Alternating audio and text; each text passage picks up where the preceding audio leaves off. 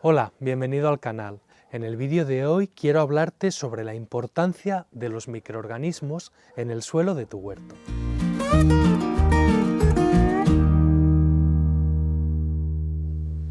Siempre decimos que cuando queremos hacer un huerto que sea orgánico, natural, que funcione realmente imitando a un ecosistema, antes que los trabajos de agricultura deberíamos dar importancia a hacer trabajos, digamos, de ganadería. Bueno, de ganadería o como le pudiéramos llamar al manejo de los microorganismos, que es a lo que nos queremos referir. Porque realmente cuanto más entendemos la red trófica del suelo, cómo funcionan los ecosistemas, no solo por la parte superior, sino también bajo tierra, el funcionamiento de la rizosfera y demás, más cuenta nos damos de la importancia primordial que tienen los microorganismos y cómo podemos situarlos en la base de todo ecosistema. Mira, por ejemplo, todos tenemos muy presente y está muy difundido y muy bien establecido en nuestra conciencia que las lombrices mejoran los suelos, ¿verdad? Que son indicadores de una buena salud, de buena fertilidad y demás. Todos queremos tener un montón de lombrices en nuestro suelo. Pues sabes que en un buen suelo, me estoy refiriendo a un suelo de calidad, un suelo vivo, un suelo orgánico, pero promedio, tiene, digamos, unas 50 lombrices por metro cuadrado, de media. Oye, tener 50 lombrices por metro cuadrado, entiéndeme, está muy bien, aunque es cierto que en determinados tipos de huerto podemos incrementar mucho ese número. Pero bueno, vamos a partir que en la mayoría de lugares sanos hay unas 50 lombrices por metro cuadrado. Pues mira, ya no te digo ni siquiera un metro cuadrado, te digo una cucharadita de postre. ¿Sabes cuántas bacterias llega a haber en una pequeña cucharadita de suelo de un huerto vivo? Pues, sin exagerar, un huerto promedio podría tener unos 1000 millones de bacterias por cucharadita. 1000 millones, que se nos hace difícil imaginar ese número en la cabeza. Pues bien, de esos 1000 millones de bacterias habrían entre 20.000 y 30.000 especies distintas. La inmensa mayoría ni siquiera las conocemos hoy en día. Sí, cuando coges una pequeñísima porción de suelo de tu huerto, ahí tienes miles y miles y miles de especies aún desconocidas por el hombre. Y ya sabes que los microorganismos no solo son bacterias, son también otro tipo de vida. Por ejemplo, los hongos. Pues en esa misma porción de suelo, en una cucharadita, tendríamos hasta 1 kilómetro de hifas, de esas hebras que son realmente el cuerpo de los hongos pluricelulares, esos hongos que crecen tan y tan lentos, que van abarcando poco a poco más y más espacio. Pues bueno, en un suelo vivo y sano, pero entiéndeme, un suelo promedio, tendríamos en una cucharadita de café hasta 1 kilómetro de hifas, que se dice rápido. Y luego pues tendríamos también, por ejemplo, los protozoos, ¿no? Ya unos seres más grandes, que se desplazan más, que se dedican a comer sobre todo bacterias, pero también algún otro microorganismo. Serían, para así entendernos, el siguiente nivel trófico, los depredadores de las bacterias. Pues de esos tendríamos en esa cucharadita varios miles, tranquilamente varios miles de protozoos. ¿Y qué más? Pues también, por ejemplo, tendríamos nemátodos, sin duda, porque siempre hay nemátodos en un suelo. Asociamos nemátodos a los nemátodos que provocan enfermedades en las plantas, pero es un reino animal entero, los nemátodos, que la inmensa mayoría de ellos son muy beneficiosos y nos aportan muchísimas propiedades que queremos aprovechar en el suelo de nuestros huertos. Y de nemátodos en una cucharadita de café, y aquí ya estamos hablando de unos animales, reino animal, y más grandes en tamaño, pues de estos tendríamos tranquilamente entre 1 y 2 docenas. Así que con todo este volumen de vida que podemos tener en esa porción tan ínfima del suelo de nuestro huerto, nos podemos hacer a la idea de hasta qué punto llegan a modificar y transformar ese espacio del subsuelo, ese espacio que es esencial para el desarrollo de un huerto. Y por eso en este vídeo quiero hablarte sobre la importancia que tiene que cuidemos esa parte que no vemos a simple vista, pero que sabemos que está ahí. Sobre todo lo sabemos cuando el huerto funciona bien, cuando el huerto produce, cuando uno pone compost y obtiene cosecha, porque la única forma de pasar de uno a lo otro es mediante los microorganismos. Y sabemos que están ahí porque las plantas crecen, porque las plantas se defienden de las enfermedades, porque las plantas prosperan y porque la naturaleza avanza. Porque sin microorganismos nada de esto sucede. Pero realmente nuestro conocimiento está justo al inicio de todo este maravilloso proceso que va a ser el descubrimiento de las virtudes y de todas las características que tiene la vida microbiana. Y digo esto porque realmente todo esto empezó a estudiarse a fondo cuando se descubrió el microscopio, que eso fue hacia el siglo XX. Pero ¿qué sucedió? Que el microscopio en un inicio pues, se utilizaba para cuestiones que se entendían más nobles, ¿no? Para la medicina, incluso para observar pues, tejidos de plantas, pero el suelo era algo a lo que no se le daba demasiada importancia, y ya no te hablo de observar pues, la descomposición o esos otros fenómenos donde también podía existir mucha microbiota. Se prefería observar pues, células de tejidos y demás.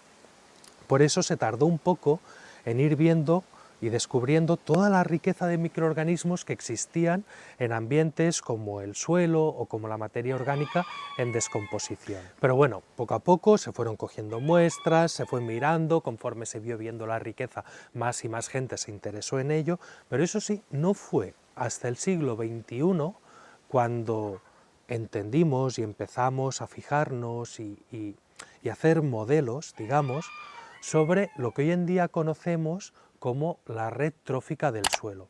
Y sobre todo, muy importante, no fue hasta el siglo XXI en el que descubrimos que en realidad la mayor concentración de microorganismos del suelo se sitúan alrededor de las raíces de las plantas, en lo que llamamos la rizosfera. Entonces, cuando hablamos de rizosfera, de red trófica de suelo, de todo esto, en realidad todo esto son conceptos muy nuevos para la ciencia. ¿Y por qué te digo que los microorganismos son tan importantes? Vamos a repasar algunas, unas pocas, para mí las más importantes, de, digamos, los aportes que nos generan esos microorganismos a la salud de un huerto. Pues digamos que el primer gran grupo de ventajas que nos podrían aportar tiene que ver con mejorar la calidad del suelo. ¿En qué sentido? Bueno, lo que todo el mundo se fija en primer lugar en un suelo. Está compactado, es duro, es muy arcilloso, todo eso tiene que ver con la textura y la estructura del suelo. Bueno, pues los microorganismos mejoran la estructura. ¿Recordamos qué era eso de la estructura? Lo resumiríamos como que es la forma que tienen de agruparse las distintas partículas del suelo, ya sean de arcilla, de limo, de arena, materia orgánica, rocas, lo que sea que tengamos en el suelo, cómo se agrupan entre ellas, qué grupos, qué aglomerados forman. Porque si se forman unos aglomerados pues grandes, bien formados y tal, habrá espacio entre medio vacío, espacio de aire. Y en ese espacio de aire, pues las raíces se desarrollarán mejor, el suelo quedará más mullido, más blandito, el agua se infiltrará mucho mejor, habrá más vida en él. Eso es lo que entendemos por un suelo estructurado. Estructurado quiere decir que hay espacios vacíos de aire entre medio de las partículas. Y desestructurado, pues lo contrario, que todas las partículas están dispersas, están sin agregarse unas a las otras y no hay aire entre medio, por lo tanto el agua cuesta mucho que se infiltre, se forman charcos en superficie, la dureza suele ser mayor, no alberga tanta vida, las raíces se desarrollan más lentamente. Todo eso tiene que ver con un suelo desestructurado. ¿Y cómo van a mejorar esto los microorganismos? Porque parece que todo esto tenga que ver solo con la naturaleza mineral del suelo. Mucha gente dice, yo es que tengo un mal suelo porque tengo mucha arcilla, yo tengo un mal suelo porque es muy arenoso, yo tengo... Bueno, en lo que más nos fijamos más que la textura, que es eso de qué partículas tengo exactamente, es en la estructura, como te digo, cómo se organizan estas. Entonces, los microorganismos tendríamos, en un primer lugar, a las bacterias. ¿Qué hacen las bacterias? Las bacterias son seres diminutos y que tienen muchas dificultades para desplazarse por esa pequeña escala. Entonces, cualquier cosa, cualquier agua que llegara, les arrastraría fácilmente. Para evitar eso y poder vivir en el suelo o en diferentes ambientes, lo que generan es el llamado biofilm. Es una sustancia, vamos a llamarla mucosa, gelatinosa, que segregan para poderse enganchar a distintas superficies, a su hábitat, y que así pues no sean arrastradas con la más mínima y microscópica corriente de agua. Pues ese biofilm no solo las sujeta a ellas, a las partículas del suelo, sino que hace que las distintas partículas del suelo se cohesionen, se forme como una especie de cemento, como una pasta aglutinante, y así se formen los agregados. Luego tendríamos otro nivel también de estructura o de facilitar la estructura del suelo, que sería mediante los hongos. Como te he dicho, una cucharadita de postre, hay 1 kilómetro de hifas. Las hifas serían pues como esas fibras que forman los hongos en forma de red. Y eso actúa realmente como una estructura que une, junta y cohesiona esos pues, pequeños agregados de partículas de suelo. Eso es lo que les da la columna vertebral a ese agregado, es lo que hace que no se disperse. Y les da una estructura pues, perdurable en el tiempo, porque los hongos multicelulares, pluricelulares, generalmente son más longevos que muchos otros microorganismos. Pero bueno, todo esto te lo estoy resumiendo mucho, porque si hablamos de hongos, pues también hablaríamos de otras sustancias que parece ser que cohesionan y enganchan, como el biofilm de las bacterias, y podríamos hablar, por ejemplo, de la glomalina, que es una sustancia que segregan unas micorrizas, las micorrizas arbusculares, varias de ellas, pero por ejemplo el género Glomus de micorrizas pues genera mucha glomalina, de ahí viene el nombre, y esta parece ser que es una sustancia también que adhiere muchísimo las distintas fracciones del suelo y los distintos componentes, y así genera muchísima estructura. Y luego, pues claro, si hablamos de que la estructura es la presencia de espacios vacíos entre medio del suelo, de poros, de canales, de cámaras, de espacio entre agregados, es probable que estés pensando también a escala un poco mayor. Por ejemplo, las galerías que forman las lombrices cuando viven en el suelo, o los hormigueros que pueda haber en el suelo, o los huecos que forme cualquier tipo de animal en el suelo. Sí, eso también aporta muchísima estructura y eso favorece, aunque sea de una forma física, los cultivos del suelo. Cuando una raíz entra en la galería de una lombriz, vamos, para la planta eso es fiesta. Entonces empieza a profundizar y crece casi sin ningún impedimento. Si hay muchas galerías, las raíces de las plantas profundizan más y crecen más rápido. Y eso sucede pues, con mucho tipo de fauna del suelo. Pero claro, ¿qué hace que haya más lombrices? ¿Qué hace que haya más hormigas? ¿Qué hace que haya más vida en el suelo?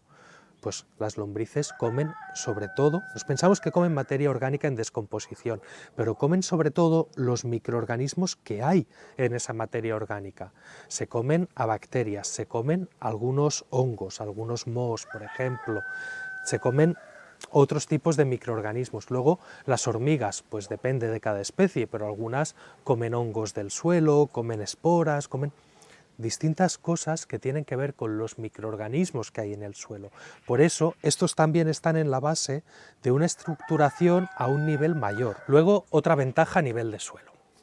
Y este es un tema que me gusta y del que hablo a menudo cuando doy una charla o una formación o lo que sea, porque creo que existe mucha confusión y tiene que ver con el tema de los nutrientes en el suelo.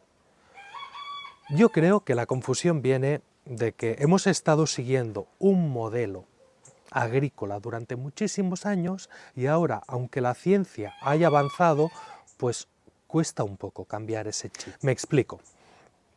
Los agrónomos y bueno, los técnicos en general, vamos a decir, entendían, y siguen entendiendo, que el suelo funciona como un almacén de nutrientes, que al suelo le llegan nutrientes de la forma que sean, fertilizantes, materia orgánica, como sea, le llegan unos nutrientes, tiene unos lugares para almacenarlo, es cierto, y se pone un cultivo, crecen unas plantas que absorben esos nutrientes, se cosecha la planta y se extraen los nutrientes de ese sistema. Este es el modelo con el que hemos funcionando y, de hecho, con el que seguimos funcionando mayoritariamente hoy en día.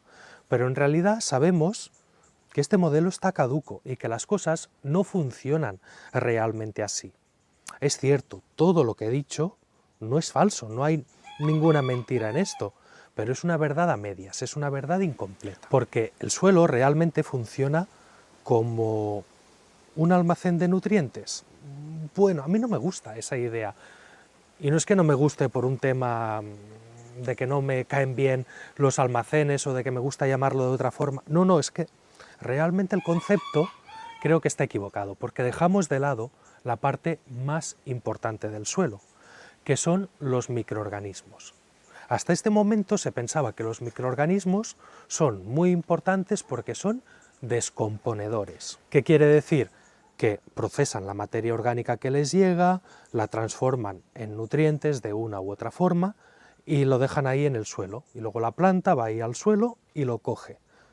Se estaba obviando la relación entre planta y microorganismos. Se estaba obviando el gran descubrimiento de la agricultura del siglo XXI, que más allá de los agroquímicos y demás, el gran descubrimiento es entender un poco más la rizosfera. Ese espacio ínfimo de 1-2 milímetros alrededor de las raíces de una planta en los que interactúan de forma muy intensa la planta con los microorganismos. ¿Y hasta qué punto es intensa esa relación? Bueno, pues hasta el punto de que no vivirían los unos sin los otros, así de claro, ni las plantas ni los microorganismos, porque la planta provee a los microorganismos, la planta sabemos que les está alimentando, de hecho, se calcula que una planta promedio, un 60% de la energía que extrae de la fotosíntesis del sol, la dedica a mantener activamente, a generar compuestos, a generar azúcares, principalmente, que va a liberar a través de las raíces para alimentar toda esa población de microorganismos que tiene a su alrededor.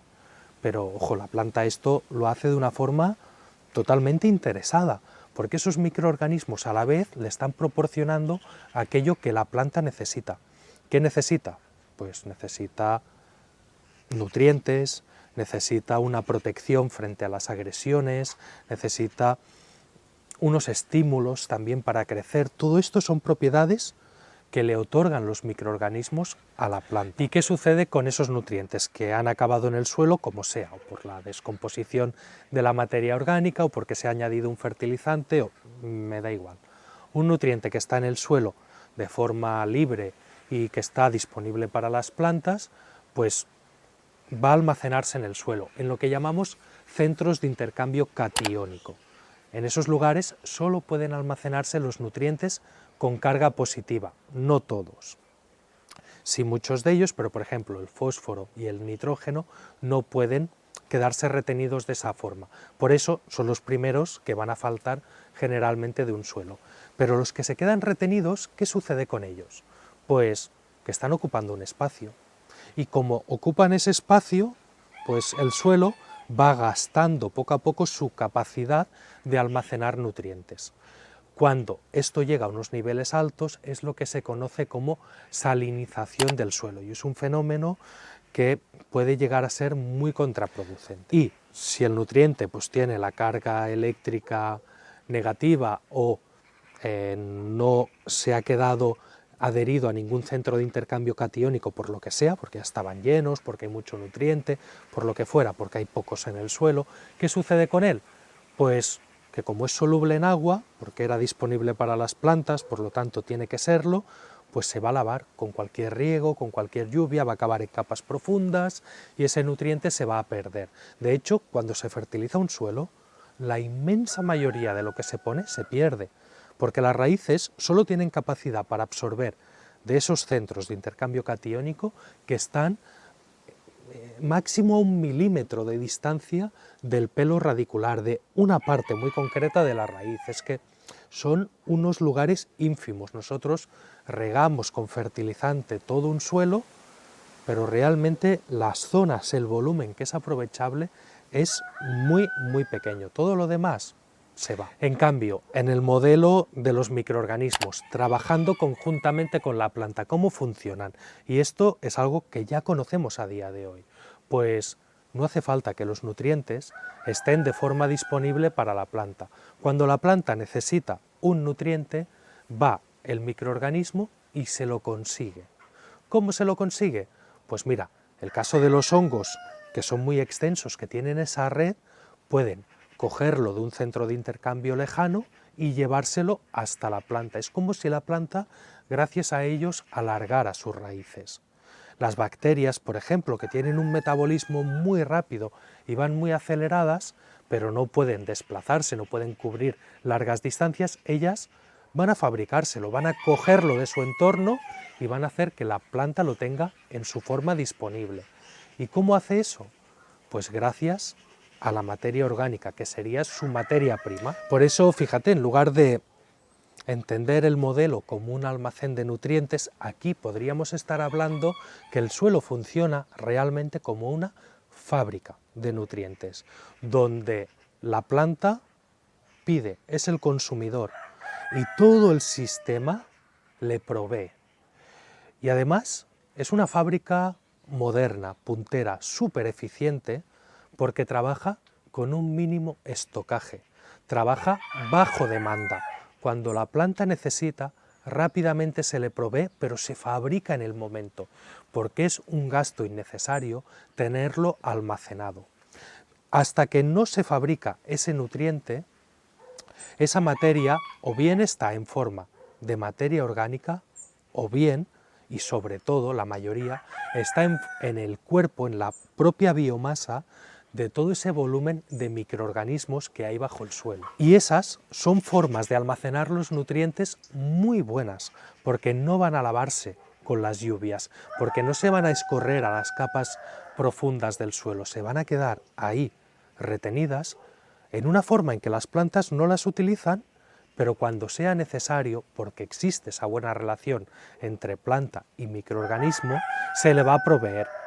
Esto significa que en un momento dado, en un lugar en el que las plantas crecen de una forma maravillosa, en el que hay muchísima vida, en el que todo funciona bien, podríamos ir a analizar el suelo y que nos saliera una muy baja concentración de nutrientes. Y de hecho, esto sucede así muy a menudo, o sea, los suelos muy fértiles de la Tierra tienen una concentración de nutrientes bastante baja. Y uno podría llegar y decir, bueno, pues si una lechuga necesita tantos nutrientes en su ciclo, este suelo no da para ello.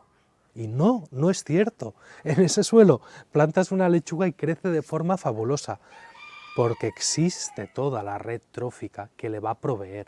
No hace falta que al inicio del cultivo estén ahí ya todos los nutrientes, o que esté una mitad o una tercera parte porque se van a hacer 2 o 3 enmiendas más. No es esa idea. Segundo a segundo a la planta se le va a proveer de todo lo que necesita. Y más allá de esto, que esto ya me parece que pues es un concepto un poco nuevo y que hace falta acabar de asentarlo en lo que es la agricultura, es que hoy en día la ciencia está avanzando muchísimo más rápido que nuestras prácticas. Y me refiero a la ciencia que estudia los fenómenos orgánicos de la rizosfera y del suelo. Por ejemplo, hoy en día conocemos el fenómeno ya llamado rizofagia. ¿Qué significa? Que las raíces, igual que absorben nutrientes, pueden llegar a engullir e incorporar al cuerpo de la planta microorganismos. No es solo la relación que estos estén fuera y le vayan dando lo que la planta necesita, no, es que la planta los llega a incorporar. Por ejemplo, hay plantas que todos tenemos en el huerto, que no son plantas exóticas, plantas muy habituales en las que sabemos que hasta el 40% del nitrógeno que absorben, si están en un entorno vivo y sano, pueden absorberlo a través de la rizofagia. O sea, ese nitrógeno lo van a obtener a través de engullir bacterias y levaduras, microorganismos, a través de sus raíces. Hasta hace pocos años pensábamos que las asociaciones más intensas que se producen entre una planta y un hongo son la de las micorrizas, que seguro has oído hablar de ellas, pero había un listado de plantas y un listado de hongos que las formaban y tal. Ese listado ha ido aumentando año tras año, y hoy en día sabemos que las plantas que forman asociaciones conocidas con micorrizas ya superan el 95% de las especies conocidas. Es que hasta las plantas que producen sustancias fungicidas en sus raíces, como las brasicáceas, y nos pensábamos que estas seguro que no van a formar ninguna asociación con micorrizas, y durante muchos años esto se ha dicho, hoy en día ya sabemos que hay micorrizas específicas de las brasicáceas, que todo esto aporta muchísimo a la planta en forma de estructura del suelo, en forma de nutrientes, pero el tercer gran grupo, en forma de protección frente a adversidades, en forma de protección frente a enfermedades. Por ejemplo, te hablaba de las micorrizas. Bueno, las micorrizas forman una verdadera armadura delante de las propias raíces, evitando que cualquier patógeno entre. Es una maraña de hifas alrededor de la raíz. Esa es la primera barrera, la barrera física. Pero es que muchos de estos hongos producen, por ejemplo, penicilina, y la están produciendo ahí en las raíces para evitar que entren patógenos. Pero es que podríamos hablar de las micorrizas que forman trampas en forma de lazo para que cuando pase un nemátodo por ahí cerca, estrangulen y lo cacen. Lo cacen, ojo, lo descompongan, lo digieran y le pasen esos nutrientes a la planta, convirtiendo un posible patógeno para la planta en una fuente de nutrientes. Y muy importante, todos estos hongos de la micorriza, de la rizosfera, le activan a la planta lo que llamamos el SAR, el sistema adquirido de resistencia, que esto sería como el sistema inmune de la planta. Para entendernos y salvando mucho las grandes distancias que hay, porque no es lo mismo, pero me sirve para explicártelo, sería como si vacunáramos a la planta. Y de golpe se le activan todas sus defensas, todos sus mecanismos por tener ahí esos hongos, y esto hace que en el momento que entre un patógeno ya esté todo el sistema de defensa activado y a punto para combatirlo. Por eso son plantas mucho más resistentes. Pero este mismo sistema adquirido de defensa, de resistencia, que se llama el SAR, también lo provocan las bacterias que hay en la rizosfera. Y si las micorrizas formaban esa armadura con sus hifas tejiendo alrededor de las raíces, pues por si quedara aún algún pequeño hueco, ahí están las bacterias generando ese biofilm que iba a unir las partículas del suelo, pues también hacen ahí una mucosidad alrededor de las raíces, que además esto es observable fácilmente, cuando se coge una raíz y se moja en agua, se le lava todo el sustrato con delicadeza, se puede ver que se ha generado como una mucosidad alrededor de la raíz. Eso es el biofilm de las bacterias y está ahí también protegiendo y haciendo de barrera física. Y si los hongos pues generaban penicilina para proteger de las agresiones y de los patógenos, las bacterias generan streptomicina, por ejemplo, que también es otra sustancia antibiótica. Y cuando hablamos de protección ante las enfermedades, las plagas de las plantas y demás, mucha gente dice, por ejemplo, bueno, si pongo un acolchado bajo las plantas y este acolchado se pudre y vienen hongos, no me vayan a atacar los hongos a mis plantas. Si yo fomento un tipo de vida microbiana, claro, mis plantas se van a ver atacadas por más enfermedades. Y esto es justamente al contrario. Porque mira, existen muchísimos microorganismos. De todos ellos, solo una pequeña parte son posibles patógenos para la planta. Aún y así, la mera presencia de estos patógenos no hace que la planta desarrolle una enfermedad o se vea afectada por una plaga. No, hay muchos mecanismos de control, incluso redundantes, para que esto no suceda. Tienen que fallar muchas cosas para que, por la presencia de un patógeno, una planta enferme. Generalmente la presencia de un patógeno lo que hace es que la planta sea más resistente ante ese patógeno. Por eso los ambientes estériles y libres de cualquier forma de vida microbiana, ahí los seres que proliferan en ellos son muy sensibles. En cambio, los seres que proliferan en ambientes vivos como estos son mucho más resilientes. Pero es que, más allá de este fenómeno, si nosotros tenemos una gran diversidad de microorganismos, entonces nuestra red trófica será más compleja. Si nosotros, por ejemplo, queremos combatir hongos, ¿cómo vamos a conseguirlo? Pues teniendo justamente muchísimos hongos, porque entre ellos van a competir, porque las distintas poblaciones se van a mantener en equilibrio, porque es cuando tenemos poca diversidad, cuando suceden cosas que no deberían en un ecosistema sano, cuando una especie se sitúa por encima de las demás, les gana espacio, les gana. Entonces, ahí es cuando hay desequilibrios y cuando empiezan enfermedades, plagas y demás. Pero cuando tenemos un sistema complejo, muy interconectado, en el que una especie controla a la otra, pero si falla esta especie de control tenemos otra, y si falla la segunda tendremos una tercera y una cuarta, y además hay muchos mecanismos intermezclados. Cuando eso se da, es más difícil que sucedan las enfermedades frutos de desequilibrios ecológicos. Lo que queremos es ganar complejidad en nuestros ecosistemas. Por lo tanto, no tengamos miedo a añadir vida a nuestro huerto. Vamos a aceptar que va a haber todo tipo de vida, que la inmensa mayoría nos va a favorecer muchísimo, e incluso aquella que pueda ser en un momento dado que pueda desarrollar una enfermedad, que sean patógenos y demás, incluso esa también la necesitamos en su justa medida en el huerto. Todo esto puede estar muy en sintonía con el trabajo, por ejemplo, de la red trófica del compost de Elaine Ingham, una referente para nosotros en su trabajo sobre la materia orgánica, el compost, las plantas, el huerto, los test de compost sobre todo. La observación microscópica del suelo también ha hecho grandes avances, Elaine Ingham, en ese campo.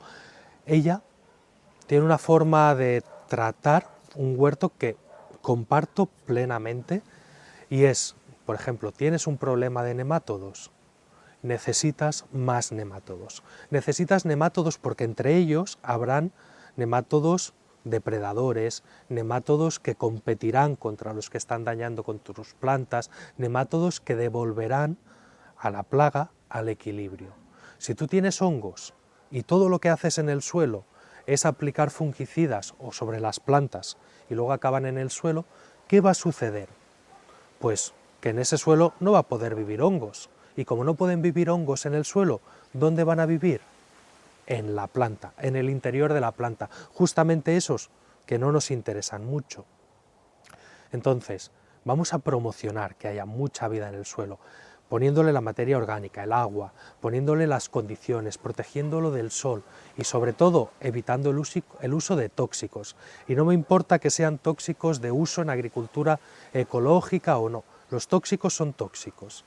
Y si queremos promocionar la vida, vamos a evitarlo en las medidas de lo posible al máximo. Y bueno, quiero acabar este vídeo repasando un poco cuáles son, yo creo, pues algunos aspectos de todo esto en los que estamos justo empezando a aprender y en los que creo que cuando haga otro vídeo como este, dentro de 5 o 10 años, si es que aún estamos por aquí, pues seguramente te hablaré de ellos, porque creo que es hacia donde estamos yendo y hacia donde debemos fijar nuestra mirada. Por ejemplo, lo que ya te he hablado un poquito, la rizofagia. Este fenómeno mediante el cual las plantas ingieren directamente microorganismos. Es que las raíces los incorporan, pasan al meristema.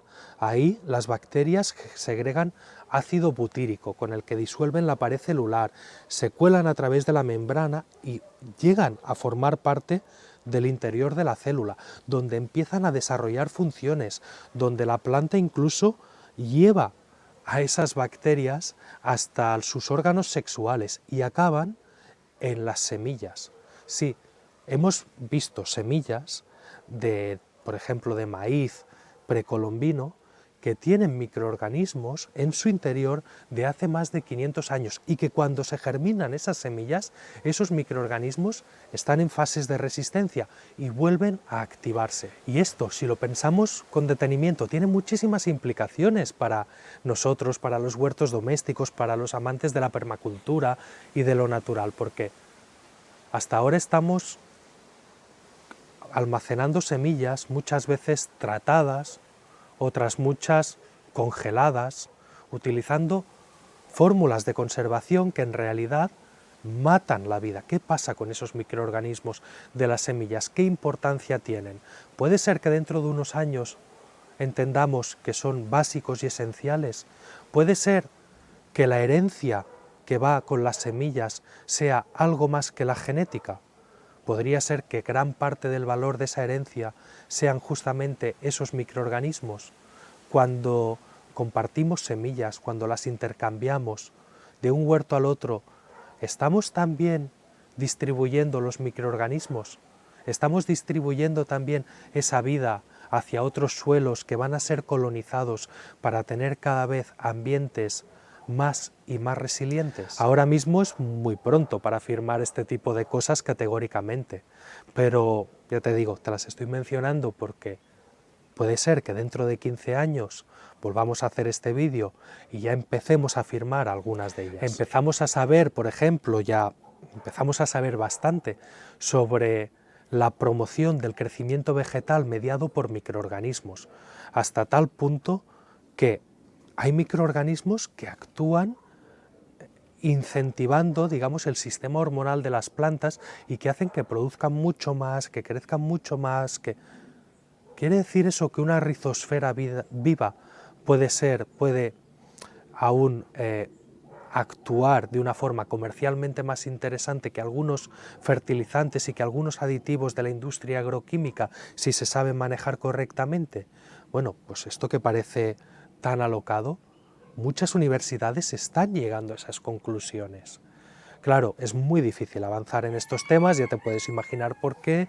En gran parte es una investigación que no va a favor de la industria, pero que está ahí y que costará más tiempo, pero probablemente, si eso existe, vamos a llegar a ese conocimiento. Es posible que dentro de unos años te diga que la rizosfera, increíble, pero que los últimos avances han sido sobre las hojas de la planta, sobre la parte aérea, qué microorganismos viven aquí, cómo funciona realmente la filosfera, que es como se llama esta parte aérea y la interacción con los microorganismos, cómo funcionan, qué aportes da a las plantas, cómo lo podemos cuidar. Aún sabemos muy poco sobre la filosfera.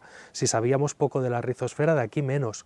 Empezamos a ver que hay una importancia en los microorganismos que hay sobre la planta y los tricodermas, que sería como la planta hace el intercambio con ellas, unas pequeñas glándulas mediante las cuales los alimenta, se protege y demás. Bueno, la filosfera es también una asignatura pendiente o una asignatura que justo estamos empezando. Así que ya ves lo que nos gusta y nos entusiasma todo este tema, lo intentamos tener muy presente en nuestro manejo del huerto, intentamos que los microorganismos estén siempre en el centro. Cuando razonamos el por qué hacemos algo, dejamos de hacerlo, pensamos en los microorganismos y creo que esto es muy importante. Yo te diría que empieces a practicar esa ganadería de microorganismos en tu huerto, porque al final el resultado lo vemos, es obvio, son plantas más sanas, huerto que da más aportando menos, que funciona solo, que las cosas están en equilibrio, que generas un ecosistema natural, sano y perdurable. Y todo eso nos interesa muchísimo para tener una producción de calidad y un coste energético lo más bajo posible. Así que te animo a ponerte en el punto de mira a los microorganismos, a fijarte en ellos y aprender cada vez más y más. Espero que te haya gustado el vídeo y nos vemos en el siguiente.